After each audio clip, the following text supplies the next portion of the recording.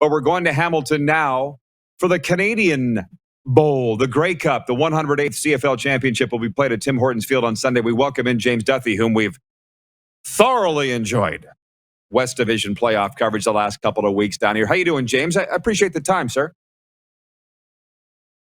Good, partner. I'm doing well. I just want you to know the level of care that I have for your show, what I put into setting up this shot here, because I don't have a computer. I only have my phone. So I'm in my hotel room here in Hamilton. I'm going to show you this, what I've done here. I've taken the recycling box with my empty smoothie in it, and I've taken the coffee maker and placed it in front of the recycling box to form a tripod for my phone. There you go. How about that? Now it's going to be crooked. I'm never going to get it back. Never going to get it back. It is the Hamilton Sheraton, if I'm correct. Hamilton Sheraton. I've stayed there many, many times. Am I right? That's right. You are correct. You are correct. Marriott points. Right on King Street. Great Starbucks in there. Wonderful people. James, what is the Grey Cup report from you, from your vantage point? What's the vibe? Well, this is one of those questions I don't want to answer dishonestly because sometimes it happens to me when I come to Super Bowl week and I'm just there the first day. I've only been in my hotel and people ask me what the vibe is like on the streets, and I say, oh, it's electric, when I really haven't seen anything. And sort of same deal here, Rod, where I was here on Wednesday to interview the coaches, had to go back to Toronto to do Leafs. And so I got in late last night and haven't left my hotel room as I look at this 5-hour pregame show. So I have a limited feeling of atmosphere right now, but I tend to get out in the town a little bit tonight. And I mean, I think, look, Hamilton's a great football town. And I think they're super, super pumped, just in driving in and going out of the lobby today, the tons of Ticats jerseys that are around here. So it's remarkable in a way that it's an hour down the road for Toronto when it's so hard to feel that buzz. But Hamilton's a really good football town. I'm glad they're hosting this because it just adds a little bit to the game and maybe equalizes a situation where I think Winnipeg's a better football team. So it's a little different with COVID. There's not as many events. There is an award show tonight, but there is Spirit of Edmonton, which you know so well, but not as many parties as there usually is in a Grey Cup week. But I'm just glad we're here and we have an actual game to play because I was worried about that in the off season. Weren't we all? But as an Ottawa guy, you're the perfect guy to ask this. You've done World Junior, Stanley Cup Finals, a lot of events I probably won't list here. The Grey Cup is right there with all of them, isn't it? It really is. 100%. And I'm fortunate enough to cover Super Bowls every year. And I will tell everyone that I prefer Grey Cup week 10 times to Super Bowl week.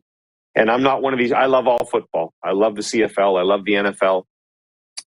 Grey Cup week is Super Bowl week. It's all these exclusive parties.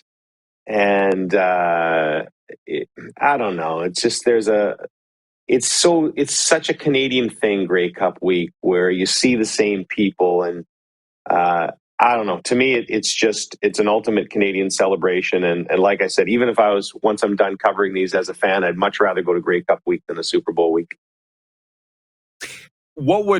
Dumb question maybe, but I guess, did it save Grey Cup that Hamilton's in it? Could you imagine if the Argos were there? How big of a difference would it have made? I don't know that it saved it, but I think it really helps. We always look at it selfishly from just the television standpoint and from the TSN standpoint. And I'm always neutral on everything. I just want a good game, right? And we want people still watching in the fourth quarter. And just from a fan perspective and from a league perspective, you want it to be entertaining and you want it to be close. And I think, first of all, it was going to sell out anyway, but there's always a better vibe when the home team is in it, I think. I think it's just always that extra little edge to it. And as I've said before, it gives Hamilton a little something here, which I think they need against a really good Winnipeg team.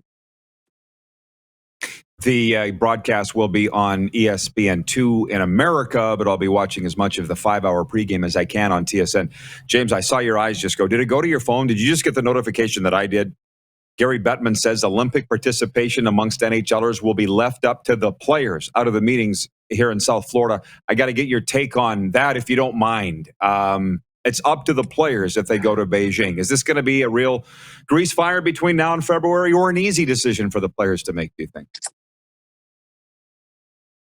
I don't think it's going to be an easy one. I am the biggest fan of watching NHL players in the Olympic Games. I think it was mistakes in the past, the times they have not gone. I've always argued with Gary Bettman. I usually only get to see him a couple of times a year. I always get to see him backstage at the Hockey Hall of Fame, and we've had some intense discussions about that when the NHL did not want to go, because I think it's the best hockey we ever see.